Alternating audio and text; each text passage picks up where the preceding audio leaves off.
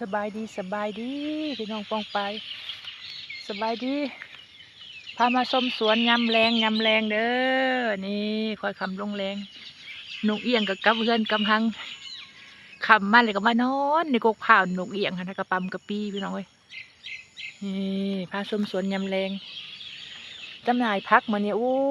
ย4-5 นานจำหน่ายพักมันสุดยอดเลยใกล้ใกล้จะได้ขายอีกแล้วนี่ก็ได้นี่บ่โดน ผักสลัดนี่บนผักบ้งลกผักบ้งมาสุดก่อนฮะนี่ผักสลัดตัวนี้ฮะนะสุดยอดงามขนาดเลย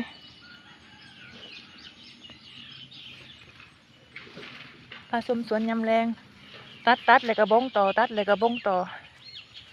นี่สวนเงินล้านเงินแสนเด้อนี่เด้อขายเถอะละ7-8 แสนมันนี่เลยล้านปลายมันนี่ขายผักมันนี่ค่ะสุดยอดเลยมันนี่ขายผักเลยล้านปลายเลยมันนี่ปั้งขนาดเลยมันนี่โอ้ย มีงานขันมีงานเลยก็ขายพักดีขันมีงานนะนี่สวยงามบ่งามบ่สมสวนยำแรงเด้อพี่น้องนี่เบิ่งขึ้นหลังขายดีเนาะระยะนี้นี่ระยะเดือนนี่นะขายดีต้นนี้เอาไว้เอาแนวนี่ตัวนี้ไว้เอาแนวไว้ทำพันธุ์นี่ดิจงแต่ละปีเลยจงเนาะจงไว้นี่ห่องามขนาดเลยกกว่าไงเลยห่องามอันนี้ผักกาดกำลังใหญ่ผักกาดเนี่ยเนาะงามเลยผักกาดปลูกล่องบนโอ้ดินคือหาวแต่ในบริโภคมันเมาขายพักเศร้านี่ลืมบริโภคหอดพักเอาไว้เอาแนวนี่พงจวกโอ้ยขายพักดีลืมมันหดพัก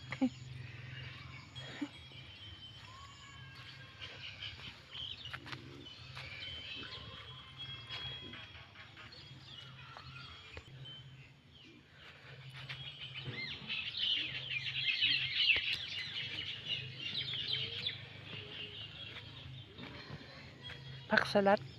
ผักสลัดกรอบเขียวผักสลัดกรอบขาวมี2 แบบผักสลัดกรอบเขียวนี่เขียวปื้อเลยนี่ซ้ำนี่กับพ่อตัดขายเลยลูกค้าต้องการก็ตัดเลยขัดป้าให้มันห่อมันก็ห่องามๆเดี๋ยวกับป้ามันห่อลูกค้าต้องการเลยก็ตัดเลย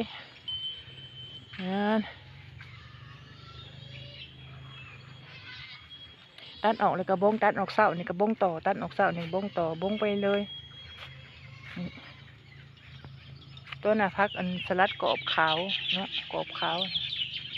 ตัวนี้กรอบเขียวย้ำอันประเภทย้ำนี่ต้องใส่กรอบเขียวในย้ำแซ่บ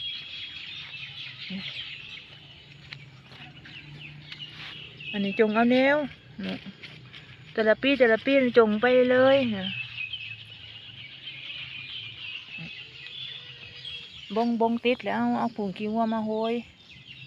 เนาะก็เล็งน้ำ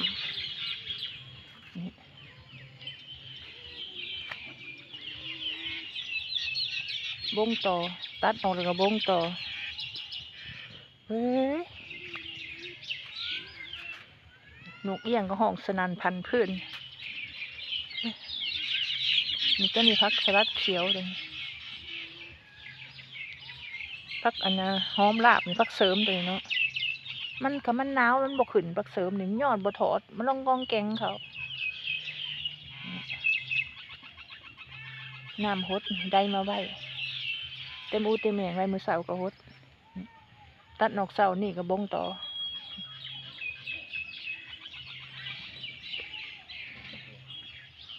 2 นาน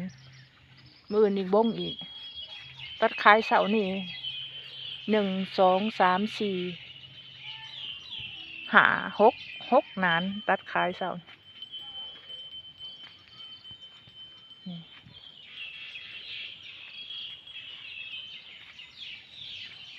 บงกับบริยากเนาะขุดดินแล้วก็แปลงดินให้มันน่ะละเอียดแล้วก็หดน้ำแล้วก็เอาเบี้ยมันมาบง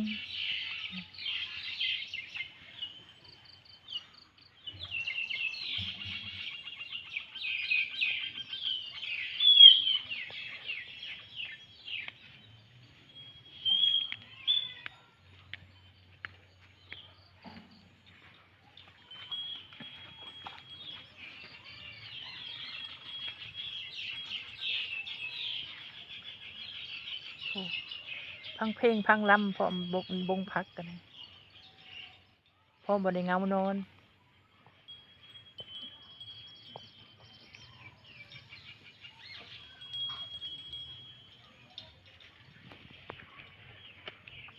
บงง่ายๆเนาะเขามันบ่แดดกับบ่ปกคันแดดสำได้สนึงบ่ปกก็ได้เนาะ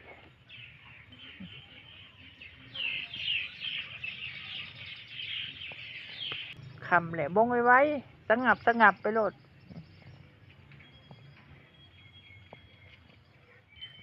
คันผู้เดียวก็ได้สิไว้ตรงร้ายคนเห็ดมันจังแล้วเนาะ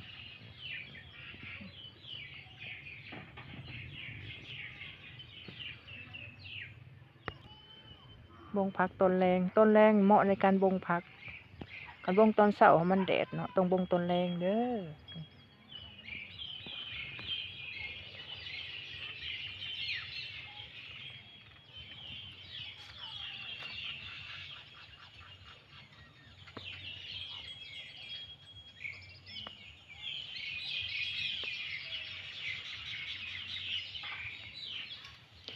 ยัง3นั้นตัดบงอีกมื้ออื่นเบิดพอดีผักโรงเรียนบงผักแล้ว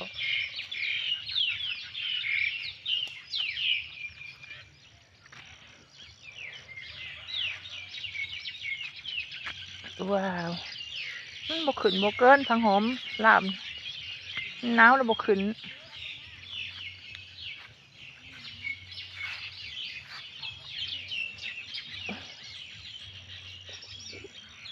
ผักเสริม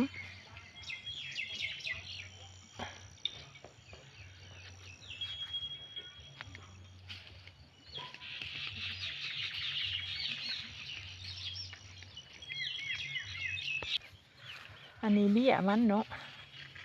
ตัดเสานี่อันนี้ก็ได้นั้นนี่ก็ตัดเสานี่นั้นน่ะก็ตัดเสานี่มื้ออื่นกับแป้งนั้นแหละกับบงนี่เบี้ยมันตัวนี้เนาะเบี้ยสลัดตัวนี้เบี้ยผักกาดดอก